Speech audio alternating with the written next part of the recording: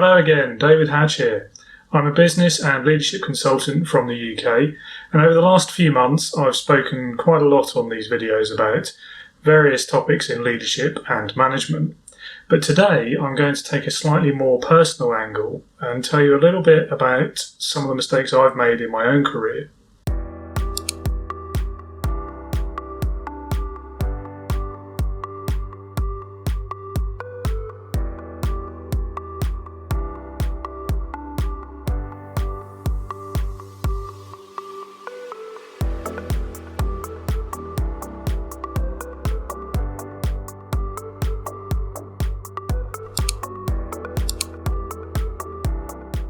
Hi everyone, and thanks for joining me again.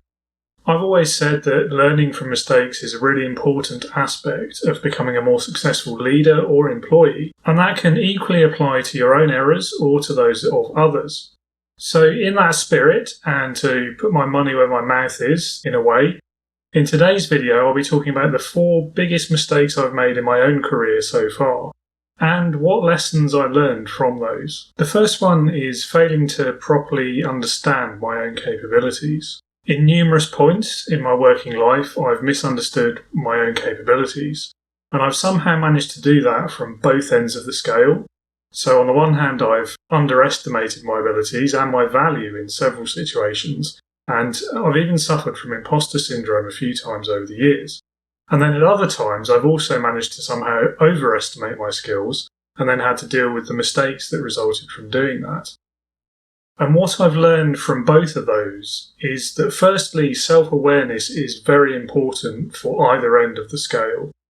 Being able to accurately and honestly assess your own shortcomings and successes, or strengths and weaknesses, is the best way to ensure that you understand your own abilities and that you can recognise when to ask for help. And secondly, in the case of underestimating yourself and imposter syndrome, the likelihood is that you're not the only person feeling that in your workplace. One of the best processes to address it is to firstly recognise the feeling, acknowledge it, and then try to separate the feelings from the facts. Take note of your achievements and remember the work and the time that you invested in them, and therefore the value that you've contributed. Try to stop comparing your own accomplishments against other people's. Concentrate on your own journey.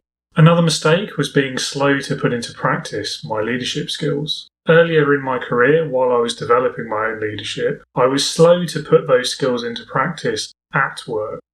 Despite working hard on learning and applying leadership in my own time and through volunteering, in the workplace itself I was too focused on keeping my head down and getting on with the job. My comfort zone was very small, and I was determined to stay inside it for the first several years of my working life. And I also felt that I wouldn't necessarily have anything valuable to offer from a leadership or management perspective. There's an idea called everyday leadership that is really relevant here. In many ways, the concept of leadership is misunderstood. It doesn't always have to involve a person being in charge and persuading other people to do things. It can be more subtle and smaller in scale. Everyday leadership is all about the small actions that can have that impact on a daily basis. It might be something as simple as making a tea or a coffee for a colleague when they're having a bad phone call, cleaning the office kitchen even though it's not your job, giving a compliment to your desk buddy for a good job they did that day, or even just starting up a conversation with someone you wouldn't normally speak to. You can be a leader and make a difference in someone's day without there being a quid pro quo involved, and without having to be a line manager and listed on an org chart. A simple act or conversation which makes a difference to someone is just as powerful and shows just as much leadership as being the CEO, even for a day. The third big mistake I've made is saying no to too many opportunities, and sometimes saying yes to the wrong ones. But in hindsight, I don't regret the times I've taken an opportunity, even if it turned out to be the wrong one. The wrong ones have still had something to teach me. For example, mistake number 4, which I'll talk about in a minute. It's been said that most people don't regret what they've done, but what they haven't, which is a nice little saying, but how useful is that really? What does that actually mean? I don't have a huge amount more to say about this one, as it is what it is, to be honest. But I do think the thing to focus on here is the process and the criteria by which you make your business or career decisions. Try to be data-driven in your decisions as far as you can. Establish in advance what a good outcome looks like, what your priorities are, and then generate a list of what the options are. Analyse carefully what path or what paths are most likely to get you to that outcome, and prioritise or rank them accordingly. If you have the time and the resources, you can even investigate them in greater detail, or perhaps even experiment with some of the options and test the water before making a final decision, although that's not always possible.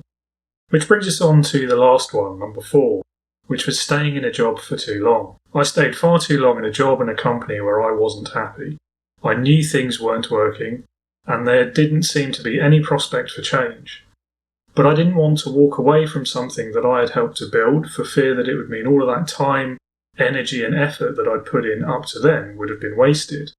And I kind of got stuck in that sunk cost fallacy for a really long time. It became a more stressful and less enjoyable place to work on an almost daily basis, but I still cared about the people, and I still wanted to finish what we'd originally set out to achieve. So I stuck it out for far longer than I should have, as did many of my now former colleagues, for over a year after it became clear to many of us that it was essentially over, or at least would never be the same again. And this was easily the biggest mistake I've made in my career. So what did I learn from it? The first thing was that I didn't fully appreciate the negative effects that it was having on my happiness, my mindset, my general energy levels, mental health, even my friendships, until many months later. It's now years later, and the other thing I've learned to do is recognise the benefit of having had that experience. Not just going through the difficult times and coming out the other side, although that does help to build resiliency for the future, but also being able to look back and remember the positives, the things I did, the things I learned to do, the friendships and the contacts that I was fortunate enough to build. All of those things are still there today. So in that context, was it really still a mistake? Yes, 100% it was. Those benefits and positives I just mentioned, they're great for me and in hindsight, but it's taken me literally years to get to that place mentally, and they're really a consolation prize compared to what might have been possible had things gone the other way, or even had I left that 1 or 2 years earlier than I did. It's also why I'm now a passionate advocate for great leadership and the importance of managers developing those skills. But I think my primary lesson and piece of advice for anyone finding themselves in an unhappy workplace is this, and I'm going to say this with a huge caveat that I'll explain in a minute. Do something about it. You don't necessarily have to do what I did, quit and walk away entirely, but a conversation with your line manager about what you're not satisfied with and why, and hopefully building into a dialogue about what can be done about it, is a good first step. At the very least, this will make you recognise the problem, share it with someone who's in a position to address it, and most importantly, it will give you that feeling of moving forward rather than being stuck. So the caveat is that I'm in no way suggesting anyone risk their paycheck over this. Much as I'd love to be, I'm not one of those people who says money isn't everything and happiness is the priority. I do believe that in many respects, but I'm also a realist. If you're unhappy but you can't afford not to work, even for a week, then of course it's a personal decision whether you take that risk of even speaking to your manager. I can confirm from my own experience that you'll probably never be happy in that job until you do, but I also completely sympathise with prioritising financial security over liking your job, especially in these difficult times. So there we go, that's it for today. I think the final thing to take away from this is hindsight's a wonderful thing. There are lessons to be learned from mistakes, but at the same time, you can't ever make a perfect decision. Happiness may not be the goal of your work life. Wealth may not be the priority for your career either. But the key thing is making the decision that you can live with for whatever reason. And that usually means letting yourself be driven by your own values and your own priorities in life, not just your career. So I hope you found this video interesting and a bit different to my usual ones. Please do leave a comment with your own experiences and what lessons you've learned from your career so far. And if you enjoyed the video, then do hit the like button as well.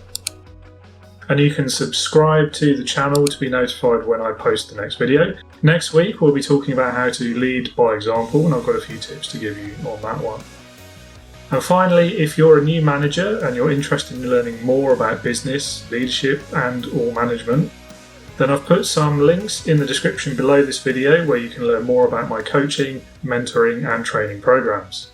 Thanks for watching. I hope to see you next time, and be a leader, not a boss.